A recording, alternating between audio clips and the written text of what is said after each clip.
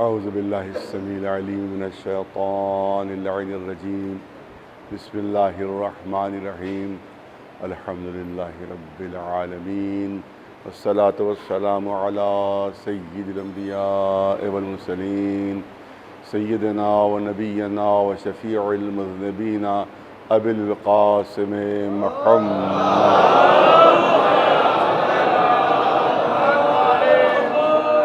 وأهل بيته الطيبين الطاهرين المعصومين أما بعد فقد قال الله سبحانه تبارك وتعالى في كتابه المبين وهو أصدق القائلين وإذ قال ربك للملائكة إني جاعل في الأرض خليفة صلوات بھیج دیں.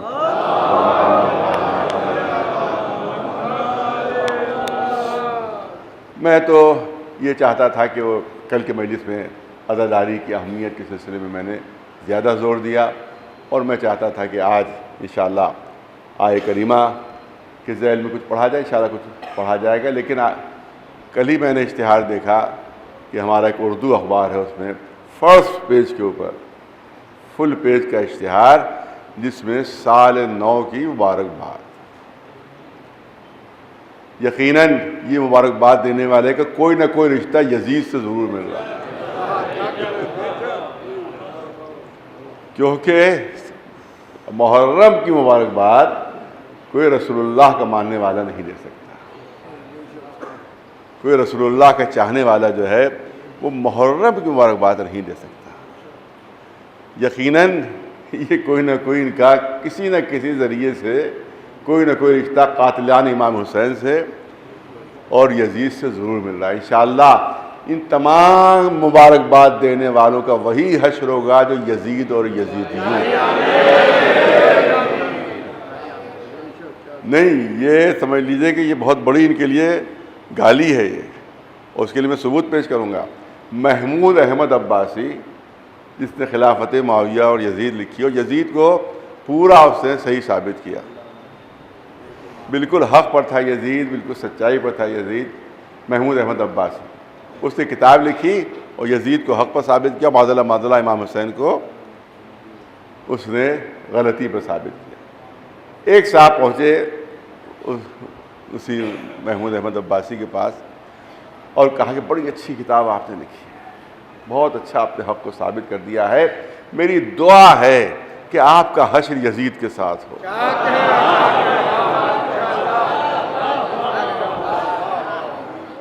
بڑی اچھی کتاب آپ نے لکھ دی، بڑے حق کو ثابت کر دیا آپ نے، میری دعا ہے کہ آپ کا حشر وہی ہو جو یزید کا ہو، جہاں یزید ہو وہیں آپ ہوں. وہ کہتے بگڑ گیا ہو، گھر سے نکال دیا، نکلو یہاں سے. اس کا مطلب یہ ہے کہ لکھ رہے تھے مگر عقیدہ نہیں تھا. ایک سلوات بھیجے ورنہ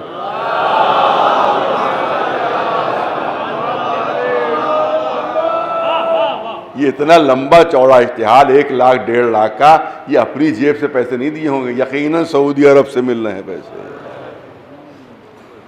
اس سلسلے میں یہ سعودی عرب سے پیسے ملتے ہیں اس طرح سے کہ تم اس طرح سے یہ امام حسین کی عزا کی اہمیت کو گھٹاؤ، عزا کی اہمیت کو کم کرو، کیونکہ ہر ظالم عزا امام حسین سے ڈرتا ہے.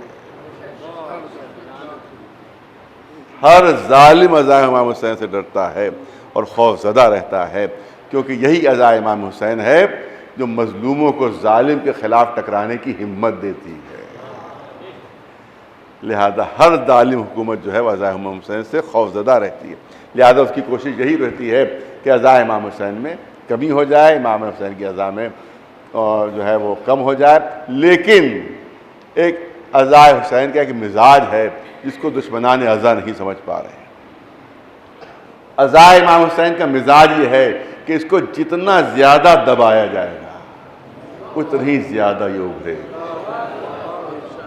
اتنی زیادہ یہ پھیلے گی، اتنی زیادہ اس میں وسعت ہوگی. میں نے کبھی مثال دی تھی بچوں کو سمجھانے کے لیے کہ آپ دیکھیں کہ اسپرنگ کو جتنا زیادہ دبایا جاتا ہے، جتنا زیادہ دبایا جاتا ہے، جتنا زیادہ دباؤ گے ادھر ہاتھ ہٹا اتنا ہی زیادہ اسپرنگ میں اونچی اچھلے گی.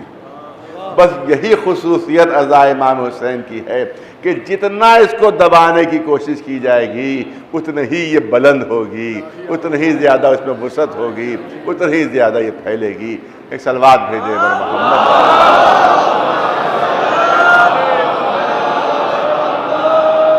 اتنا ہی زیادہ خصوصیت ہے عزاداری کی، عزاداری کی خصوصیت ہے کہ یہ جتنا اس کو کچلنے کی کوشش کی جائے گی، جتنا اس کو دبانے کی کوشش کی جائے گی اتنا ہی زیادہ اس میں اضافہ ہوگا، اتنا ہی زیادہ اس میں ترقی ہوگی۔ زمانہ پوری کوشش میں لگا ہوا ہے، حکومت مخالف، دولت مند مخالف، صاحبان اقتدار مخالف، 1400 سال سے کوشش ہو رہی ہے کہ عزاداری ختم ہو جائے، ختم ہو جائے۔ کیا ختم ہوگی؟ ارے عزاداری ختم کرنے والے ختم ہو گئے، ختم کرنے کی کوشش کرنے والے ختم ہو گئے، مگر عزا میں اضافہ ہوتا رہا، عزا بڑھتی رہی۔ جن علاقوں میں پچھلے سال عزا نہیں تھی اس سال عزا بڑھ گئی، اور جن علاقوں میں اس سال عزاداری نہیں ہے اگلے سال وہاں بھی بڑھ جائے گی، وہاں بھی اضافہ ہو جائے گا۔ شروع میں جب یہاں کے اوپر جلوسوں پر پابندی لگی تھی تو میں نے یہ جملے کہے تھے، آج سے تقریباً 18-19 سال پہلے کے جملے ہیں جو آج میں آپ کے سامنے پیش کرنا چاہتا ہوں، جو دہرانا چاہتا ہوں۔ جس زمانے میں پابندی لگی تھی اور ہم لوگ گرفتاریاں دیتے تھے، آصفی امام باڑے سے گرفتاریاں ہوتی تھیں اور وہاں کے اوپر تمام عزادار جاتے تھے، بہت سے جیل بھی چلے جاتے تھے، بہت سے جو تھے وہ پولیس لائن جاتے تھے۔ تو اس کے بعد اس وقت میں نے جملے کہے تھے کہ عزاداری کی خصوصیت یہ ہے کہ جتنا روکنے کی کوشش ہوگی اتنا ہی یہ پھیلے گی، اتنا ہی اس میں اضافہ ہوگا۔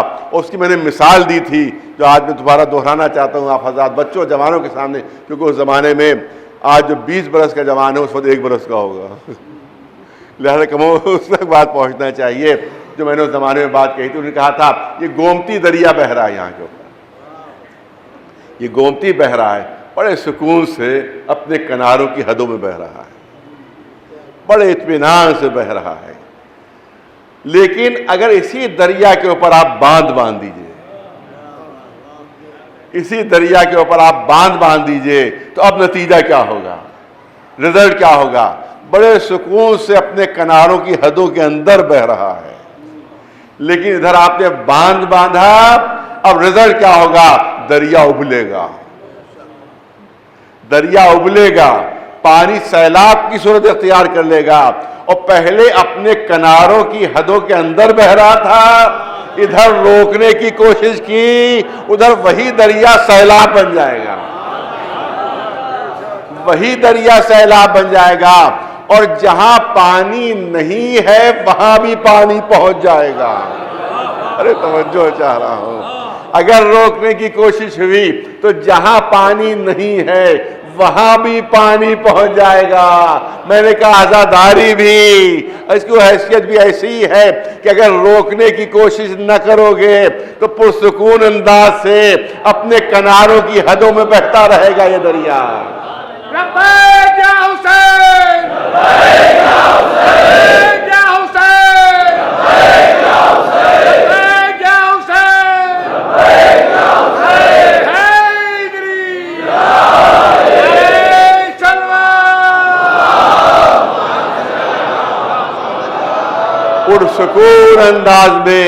پرسکون انداز میں اپنے کناروں کی حدوں میں بہتا رہے گا، لیکن اگر اس کو روکنے کی کوشش کی تو عزاداری کے دریا ابل پڑے گا، اور جہاں جہاں عزاداری نہیں ہوتی ہے وہاں بھی ماتم ہونے لگے گا، وہاں بھی عزاداری ہونے لگے گی۔ ارے کس نے سوچا تھا کہ پولیس لائن میں ماتم ہوگا؟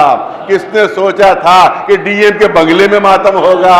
کس نے کبھی تصور کیا تھا کہ جیل کے اندر ماتم ہوگا؟ کسی نے تصور بھی نہیں کیا تھا کہ کچہریوں کے اندر ماتم ہوگا۔ روکنے کی کوشش کی تو دریا ابل پڑا، اور جہاں جہاں ماتم نہیں ہوتا تھا وہاں بھی ماتم ہونے لگا۔ ایک صلوات بھیجے بلند آواز۔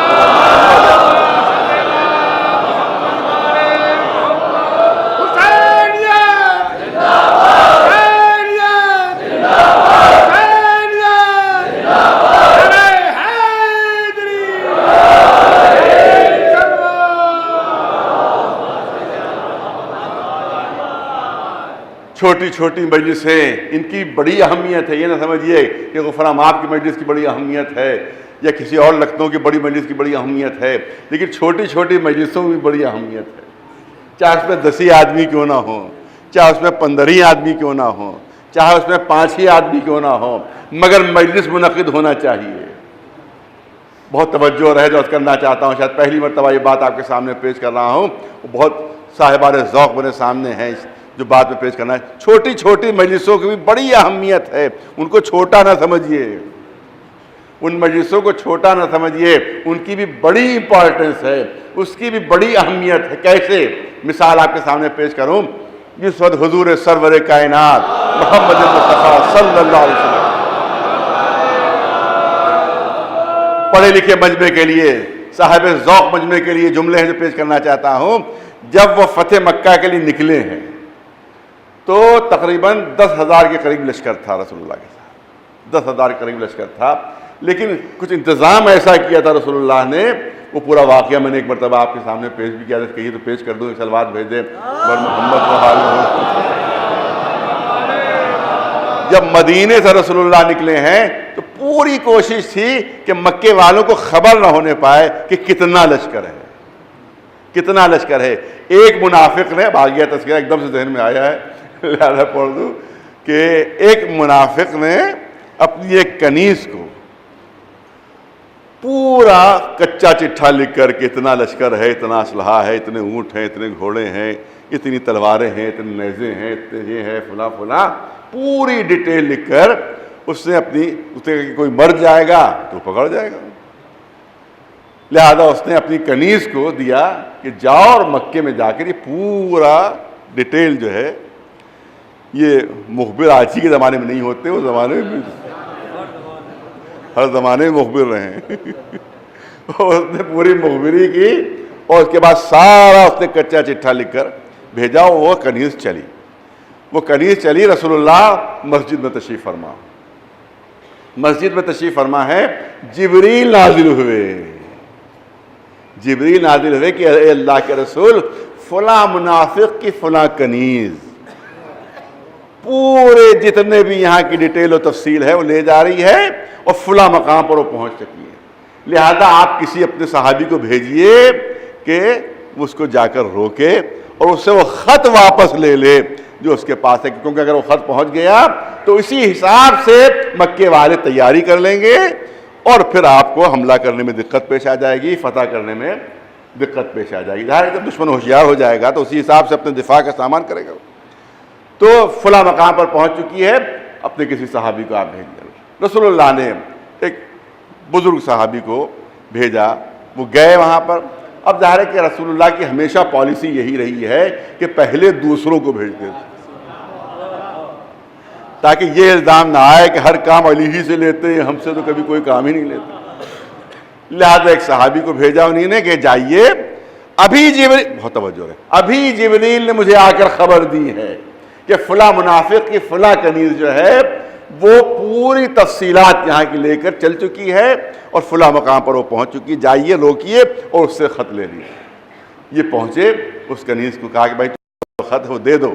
اس نے قسمیں کھانا شروع کی، اس کی قسم اس کی قسم، یہاں کی قسم وہاں کی قسم، ایسا پوری قسمیں کھائیں. اتنی قسمیں کھائیں کہ ان کو یقین آ گیا کہ اس کے پاس کوئی خط موجود نہیں. اب تاریخ میں تو یہ نہیں کون سی قسمیں کھائیں اس نے، لیکن ہو سکتا ہے کہا ہو کہ آپ کی بزرگی کی قسم.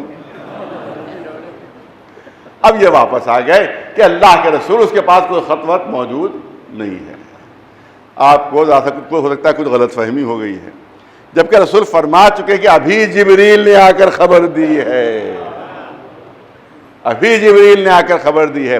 مگر یہ صحابی واپس آ گئے کہ وہ اتنی قسمیں کھا رہی ہے اللہ کے رسول، اور اتنی جھوٹی قسمیں نہیں کھا سکتی وہ، مجھے اب یقین ہو گیا کہ وہ سچی ہے. تو لہذا اس کے پاس کوئی خط وغیرہ موجود نہیں. رسول نے پھر دوسرے صحابی کو بھیجا کہ آپ جائیے، آپ جا کر لے کر آئیے.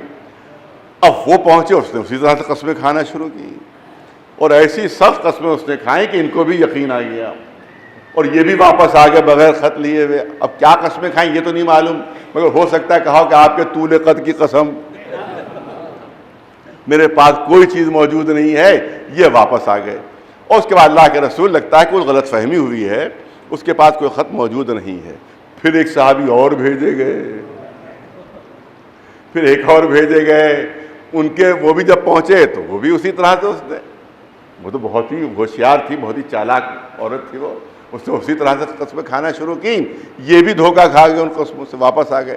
اب یہاں بھی تاریخ میں موجود نہیں کہ کیا قسمیں کھائیں، لیکن ہم ایک اندازہ کر سکتے ہیں شاید اس نے قسم کھائی ہو کہ آپ کی دولتوں کی قسم، آپ کے خزانوں کی قسم، میرے پاس کوئی چیز موجود نہیں ہے، وہ بھی واپس آ گئے۔ اب جبریل کہہ رہے کہ خط ہے اور یہ کہہ رہے کہ نہیں ہے، توجہ ہے۔ اب آخر میں وہ جو رسول کا انداز کہ اب رسول اللہ نے فرمایا کوئی ہے جو جائے، اب مولا علی اٹھے، یا علی اجازت ہے میں جاؤں؟ کہا اے علی جا کر تمہیں خط لے کر آنا ہے، اس کے پاس خط موجود ہے، ارے توجہ ہے، اس کے پاس خط موجود ہے۔ اب جیسے ہی مولا علی اس کے سامنے پہنچے اور اس کو روکا، کیونکہ وہ پیدل جا رہی تھی، ظاہر ہے کہ سب لوگ گھوڑوں پر جا رہے تھے، لہٰذا وہ راستے میں اس کو پکڑ لیتے تھے، تو اس کو روکا، اس نے قسمیں کھانا شروع کری اسی طرح سے جس طرح سب کے سامنے، اے علی آپ کی بہادری کی قسم، آپ کی شجاعت کی قسم، آپ کی فضیلتوں کی قسم، تمام قسمیں اس نے کھائیں۔ جب اس نے قسمیں کھانا شروع کی بہت زیادہ، تو اب روایت کہتی ہے کہ مولا علی نے اپنی ذوالفقار نکالی، تلوار نکالی، اور اس کے گردن پر رکھ کر کہا، گردن پر رکھ کر کہا کہ جو خط تیرے پاس ہے وہ مجھے دے دے، کیونکہ یا میں خط لے کر جاؤں گا یا تیرا سر لے کر جاؤں گا، یا میں خط لے کر جاؤں گا یا تیرا سر لے کر جاؤں گا۔ علی معرکہ سر کرنے آئے تھے، بغیر سر لیے واپس جانے والے نہیں تھے۔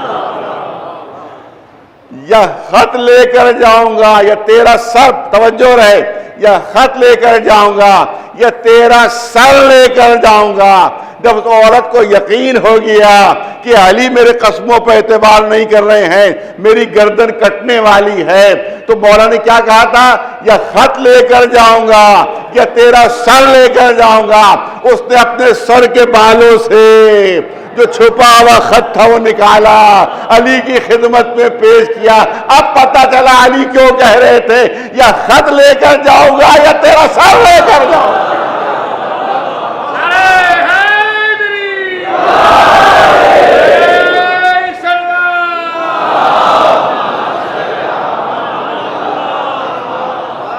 اب خط لے کر رسول کی خدمت میں پہنچ گئے، سب لوگوں نے پوچھا کہ سب کو اس کی قسموں کو اعتبار آ گیا تھا، آپ کو اس کی قسموں پر اعتبار کیوں نہیں آیا؟ تو مولا کا جملہ آج بھی تاریخ میں محفوظ ہے کہ میں پوری کائنات کو جھٹلا سکتا ہوں مگر اپنے سچے رسول کو نہیں جھٹلا سکتا۔ ایک صلوات بھیج جبران آواز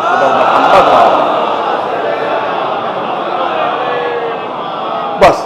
اب یہ لشکر چلا رسول اللہ کا وہاں سے، مکے کے قریب جب پہنچے تو شب ہو گئی تھی۔ دیکھیے قاعدہ یہ ہے، جنگ کا قاعدہ یہ ہے کہ لشکر کو اونچائی پر رکھا جاتا ہے تاکہ چاروں طرف سے ہوشیار رہیں کہ کوئی حملہ تو نہیں کر رہا ہے، کوئی شپون تو نہیں مار رہا ہے، لہذا لشکر کو اونچائی پر رکھا جاتا ہے۔ تو ہونا یہ چاہیے تھا کہ کسی پہاڑ کے اوپر پڑاؤ ڈالتے رسول اللہ، بہت توجہ رہے، اسی سے نتیجہ نکالنا ہے، کسی پڑاؤ کے اوپر، کسی پہاڑ کے اوپر پڑاؤ ڈالتے، مگر رسول نے جو سپہ سالاروں کی اسٹریٹجی تھی عام طور سے اس کے خلاف بالکل کام کیا۔ آپ نے کہا کہ پہاڑ کے نشیب میں جو میدان ہے اس میں پڑاؤ ڈالا جائے گا، یہاں پڑاؤ ڈالا جائے گا، اور اس کے بعد یہ کیا آپ نے کہ سب سے کہا کہ 10-10 کی ٹولیوں میں پورے میدان میں بیٹھ جاؤ، 10-10 کی ٹولیوں میں پورے میدان میں بیٹھ جاؤ تم۔ رات ہو گئی تھی، 10-10 کی پورے میدان میں پھیل جاؤ، پورے بہت وسیع میدان تھا، کئی میل لمبا وہ میدان تھا، وہ گھاٹی تھی کئی میل لمبی۔ کہا کہ یہاں سب بیٹھ جاؤ، اور اس کے بعد 10-10 کی ٹولیوں میں بیٹھو اور بیچ میں ایک الاؤ جلا لو، روشنی کا انتظام کر دو، ایک الاؤ جلا لو۔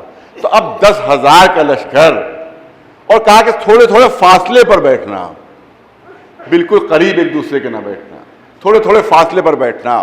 تو جب 10-10 کی ٹولیاں تھوڑے تھوڑے فاصلے پر بیٹھیں تو کئی میل تک وہ پھیل گیا لشکر، کئی میل تک لشکر پھیل گیا، 10 کی ٹولیاں ہیں، 10,000 آدمی ہیں، اور فاصلے پر تھوڑے تھوڑے بیٹھ رہے ہیں، اور ہر ایک الاؤ جلا لے، ہر ایک الاؤ جلا لے۔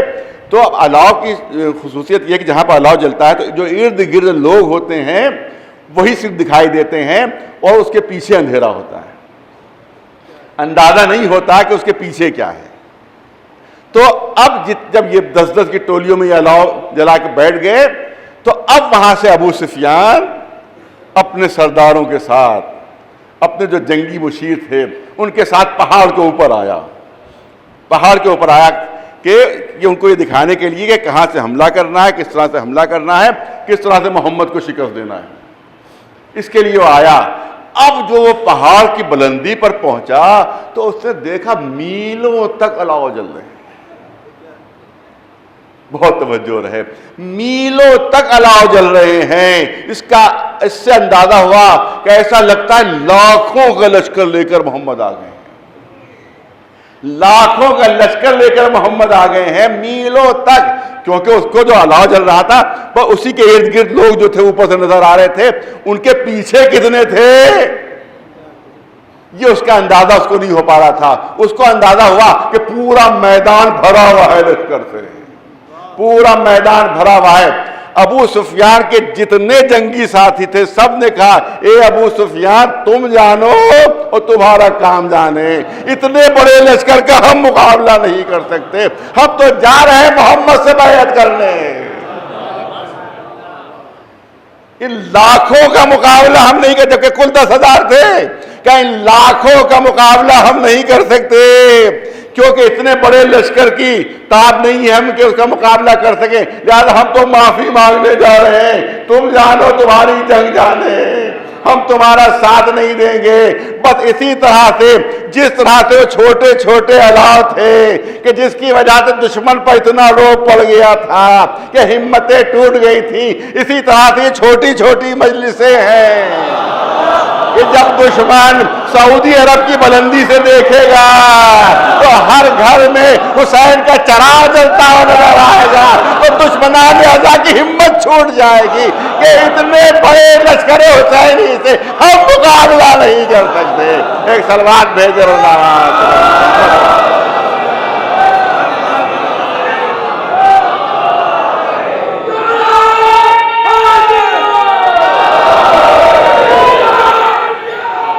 تو لاکھوں کے اشتہار دو تم مگر کوئی فائدہ نہیں، پورے اخباری صفوں کے اشتہارات دے دو کوئی فائدہ نہیں ہوگا۔ جتنی عزاداری کو کم کرنے کی کوشش کرتے جاؤ گے اتنی عزاداری میں اضافہ ہوتا چلا جائے گا، عزاداری بڑھتی چلی جائے گی۔ ایک سلوات بھیج دیں۔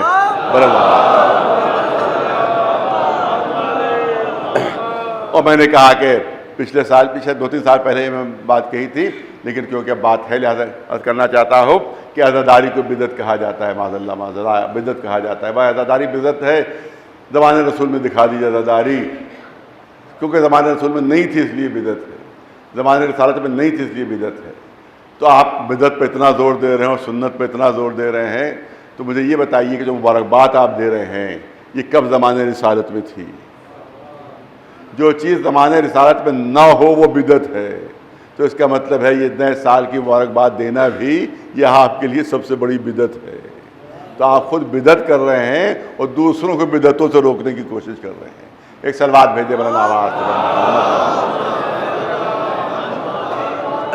نئے سال کی مبارکباد، نئے سال کی مبارکباد۔ ہم نے کہا کہ مجھے پڑھنا نہیں تھا، لیکن جب دیکھا اشتہار تو مجھے مجبوری ہو گئی کہ میں آپ کے سامنے یہ چند جملے پیش کروں کہ آپ دیکھیں نئے سال کب سے شروع ہوا ہے؟ ہجرت سے شروع ہوا ہے۔ اور ہجرت کے کیا معنی ہے؟ ہجرت کے معنی ہے جدائی، ہجرت کے معنی ہے جدائی۔ کس سے جدائی؟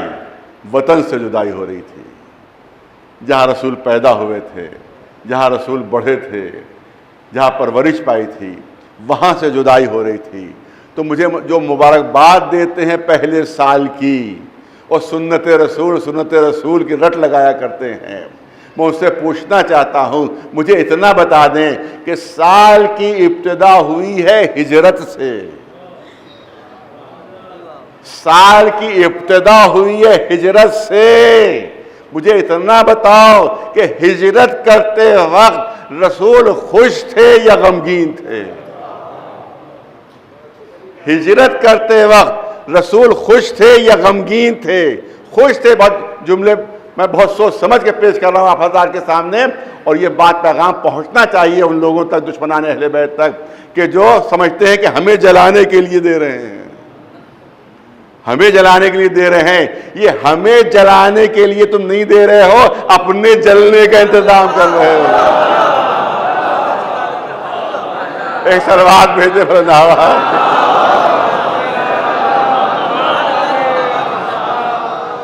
ہم نہیں جلیں گے، اس سے اپنے جلنے کا انتظام کر رہے ہو تم. جب رسول اللہ دیکھیں گے کہ میرے نواسے کے غم میں کون غمگین تھا اور کون خوشی منا رہا تھا، تو جو قسیم جنت و نار ہے وہ تمہیں کہاں بھیجے گا، اس کو اندازہ تمہیں ہونا چاہیے. ایک صلوات بھیجے بلند آواز محمد والے. بہت توجہ رہے. رسول غمگین، اصحاب غمگین، اہل بیت غمگین. تو سال کے پہلے دن رسول نے غم منایا ہے. رسول غمگین تھے، رسول غمگین تھے، آنکھوں میں آنسو تھے، بار بار پلٹ کر مکے کو دیکھ رہے تھے. اس کا مطلب ہے کہ سال کے پہلے دن سیرت رسول اللہ ہے غم منانا. رسول اللہ کی سیرت ہے غم منانا. اور پھر جملے پیش کر دوں جو 2 سال پہلے پیش کیے تھے. رسول کی سیرت ہے غم منانا، رسول کی سیرت ہے سال کے پہلے دن آنسو بہانا، رسول کی سیرت ہے غم منانا. اور صرف سیرت رسول ہی نہیں ہے، کیونکہ آپ رسول کی سیرت سے زیادہ کسی اور سیرت کو اہمیت دیتے ہیں، کچھ اور سیرتوں کو اہمیت دیتے ہیں. رسول کی سیرت پیچھے رہ جاتی ہے اور فلاں کی سیرت آگے ہو جاتی ہے، بلکہ قرآن سے بھی بڑھا دیتے ہیں، قرآن سے بھی بڑھا دیتے ہیں. قرآن کہہ رہا ہے کہ ایک وقت میں 3 طلاق نہیں ہو سکتی، اور آپ کہتے ہیں کہ فلاں صحابی نے دلوائی تھی. تو اس کا مطلب یہ قرآن پیچھے رہ گیا، صحابی آگے ہو گیا. ایک صلوات بھیجے بلند آواز.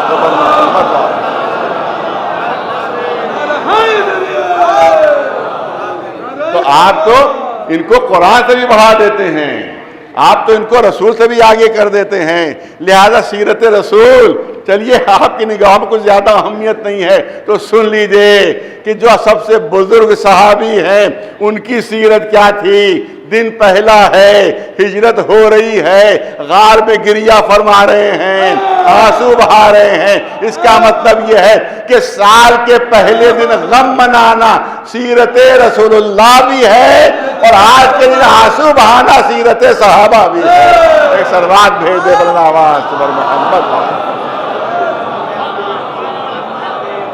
ایک سلوات بلند آواز سے محمد. میں نے کہا کہ مجبوراً یہ جملے دہرانا پڑ رہے ہیں، کیونکہ بار بار جب ایک بدعت دہرائی جائے گی تو سنت کو بھی دہرانا چاہیے بار بار. ایک سلوات بھیج دے بلند آواز. توجہ چاہتا ہوں. ارے صاحب، نوجوانوں کو بہکانے کے لیے جملے کہے جاتے ہیں. ارے صاحب، ہر قوم خوشی منا رہی ہے، ہر قوم سال کے پہلے دن خوشی مناتی ہے، آپ اپنا سال غم سے شروع کرتے ہیں. تو یہ تو اب ان کے جملے ہیں جو دہرا رہا ہوں. یہ تو بہت بڑی منحوسیت ہے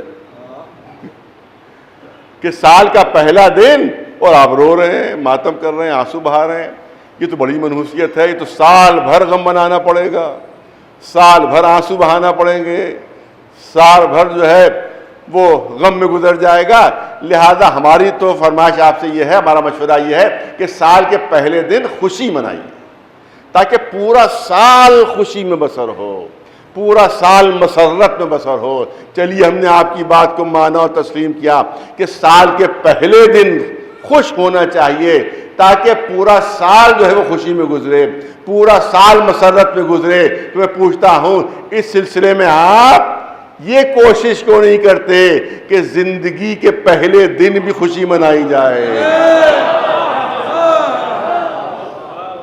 حیات کے شروعات میں بھی خوشی منائی جائے تاکہ پوری زندگی خوش و خرم گزرے. پوری حیات خوش و خرم گزرے. ارے عجیب بات ہے, جو بچہ آ رہا ہے وہ روتا ہوا آ رہا ہے, جو بچہ آ رہا ہے وہ روتا ہوا آ رہا ہے. یہ تو بڑی منحوسیت ہے, توجہ چاہوں گا, یہ تو بڑی منحوسیت ہے. ارے روتا ہوا آ رہا ہے, پوری زندگی روتے ہوئے گزرے گی, پوری زندگی روتے ہوئے گزر جائے گی. لہذا کوشش یہ کرو کہ جب بچہ دنیا میں آئے تو ہنستا ہوا آئے, کوشش یہ کرو کہ مسکراتا ہوا آئے. لیکن کہیں بھی آپ جا کر دیکھ لیں, اگر بچہ پیدا ہو اگر نہ روئے, اگر نہ روئے تو ڈاکٹر مار کر رلاتے ہیں, نرس مار کر رلاتی ہے. ارے بھائی آپ یہ کیوں رلا رہے ہیں؟ کہا یہ بچہ نہیں رو رہا ہے, پتہ نہیں زندہ ہے کہ مردہ ہے, پتہ نہیں زندہ ہے کہ مردہ ہے. لہذا اس کا رونا ضروری ہے, کیونکہ اگر نہ روئے تو مردہ, اگر روئے تو زندہ. اس لیے مار مار کر رلایا جاتا ہے. ارے یہاں نہیں رو رہے ہو, کہیں ایسی جگہ ہے جہاں مار مار کے رلایا جائے گا. ایک سلوات بھیجتے بڑھ آواز سے بڑھ محمد والے. اس کا مطلب یہ ہے کہ نہ رونا مردے کی علامت ہے اور رونا زندگی کی علامت ہے. ایک سلوات بھیجتے بڑھ محمد والے.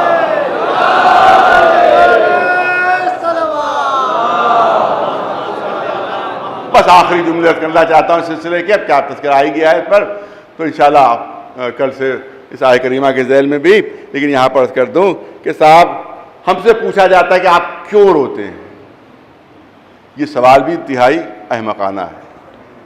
آپ دیکھیں کسی کا انتقال ہو جائے اور مجمع ساتھ جا رہا ہو, تو آپ نے دیکھا ہوگا پورا مجمع نہیں روتا ہے, پورا مجمع نہیں روتا. جو میتیں آتی ہیں یہاں فرماب کے امام باڑے میں, آپ نے دیکھا ہوگا کل ہی میت آئی تھی, تو جتنے میت میں آئے تھے کیا سب رو رہے تھے؟ نہیں, کچھ رو رہے تھے. کل ہی کا واقعہ ہے, کل ہی کا واقعہ ہے. کچھ رو رہے تھے, کچھ ساتھ تھے, خاموش تھے, غمگین تھے, مگر رو نہیں رہے تھے. اب آپ کیا, اب کچھ سوال تو آپ تو کریں گے نہیں کہ یہ رو کیوں نہیں رہے اور وہ کیوں رو رہے ہیں, کیا پوچھیں گے آپ؟ سوال جو نہیں رو رہا ہے کیا آپ اسے پوچھیں گے بھائی تم کیوں نہیں رو رہے ہو؟ وہ تو رو رہا ہے, تم کیوں نہیں رو رہے ہو؟ سوال نہیں پوچھا جائے گا, کوئی اس سے سوال نہیں پوچھا جائے گا, بلکہ ہم خود فیصلہ کر لیں گے. بہت توجہ رہے, ہم خود فیصلہ کر لیں گے کہ جو رو رہے ہیں ان سے کوئی خون کا رشتہ ہے.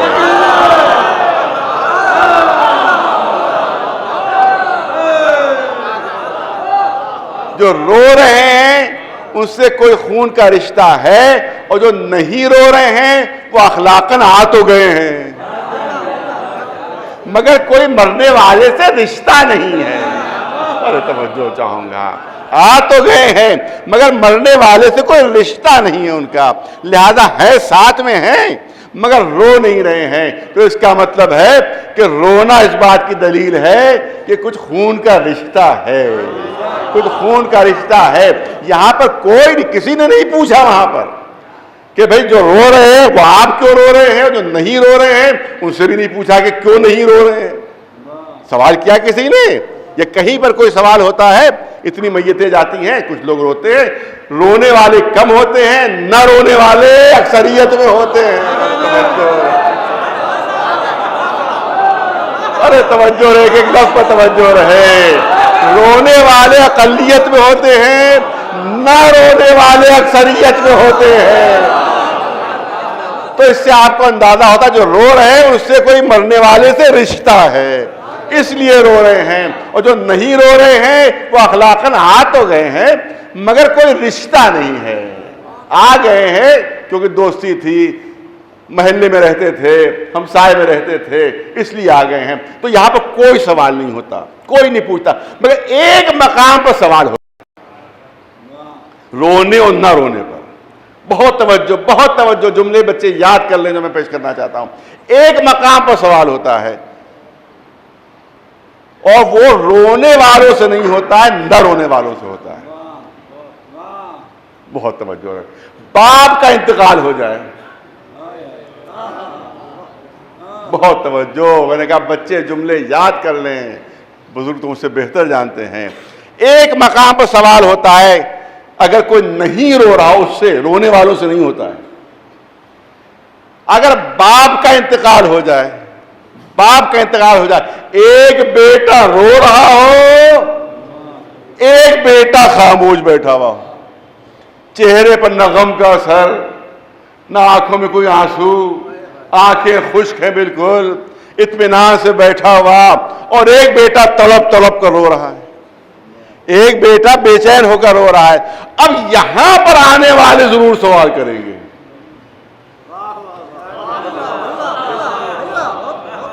میت میں ہزاروں کا مجمع, وہاں سوال نہیں ہوگا. یہاں پر ضرور آنے والے سوال کریں گے, ایک بیٹا تو اتنا تڑپ کر رو رہا ہے, ارے توجہ رہے جو عرض کرنا چاہتا ہوں, اور ایک بیٹا بیٹا ہے, سگا بیٹا ہے, مگر اس کے چہرے پر کوئی تاثر نہیں ہے, کوئی غم کا اثر نہیں ہے, آنکھیں بالکل خشک پڑی ہوئی ہیں, کوئی نہیں رونے کے آثار ہیں. یہ کیا بات ہے, یہ بیٹا رو رہا ہے, یہ بیٹا نہیں رو رہا ہے. کہا اس بیٹے کو اپنے باپ, یہ اطاعت گزار بیٹا ہے اپنے باپ کا, یہ اطاعت گزار بیٹا ہے آپ کا. اس نے باپ کی بڑی خدمتیں کی ہیں, بڑا علاج معالجہ کیا ہے, لیکن جو نہیں رو رہا ہے یہ انتہائی نافرمان بیٹا ہے. اس کو باپ آگ کر چکا ہے,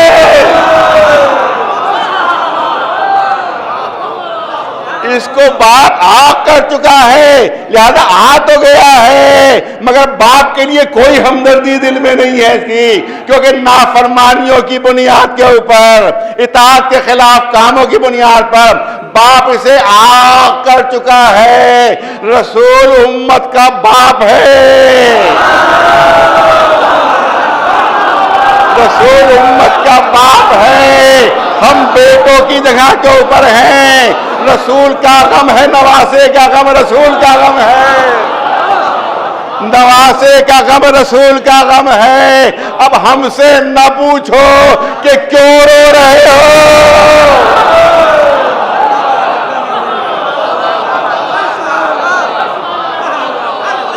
ہم سے سوال کرنا ہے مکانہ ہے, ہم سے سوال کرنا جاہلانہ ہے. ہم سے نہ پوچھو کہ کیوں رو رہے ہو, رسول کی حیثیت باپ کی سی ہے, ان کا غم اولاد کو منانا ضروری ہے. ہم سے نہ پوچھو, ان سے پوچھو کہ جو نہیں رو رہے ہیں کہ کہیں باپ نے آگ تو نہیں کر دیا ہے.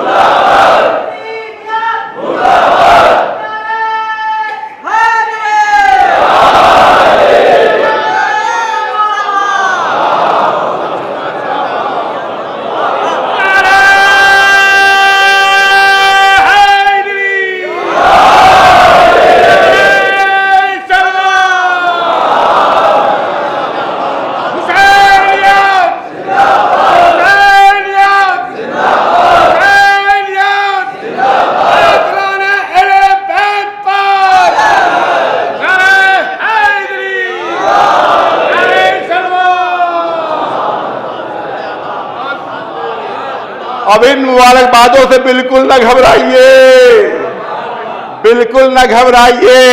یہ مبارکبادیں خود اس بات کی دلیل ہے, اس بات کی مبارکباد دے کر یہ مبارکباد نہیں چھپوا رہا, یہ اپنا آگ نامہ چھپوا رہا ہے.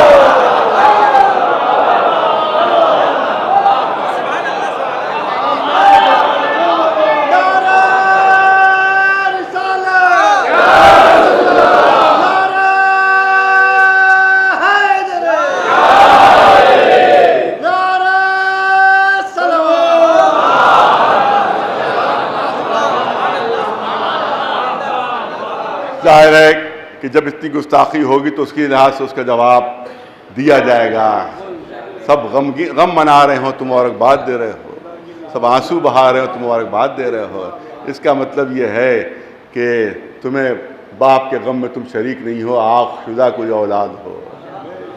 ہاں آپ دیکھیں کہ 2 محرم ہو چکی ہے. نواسے رسول حسین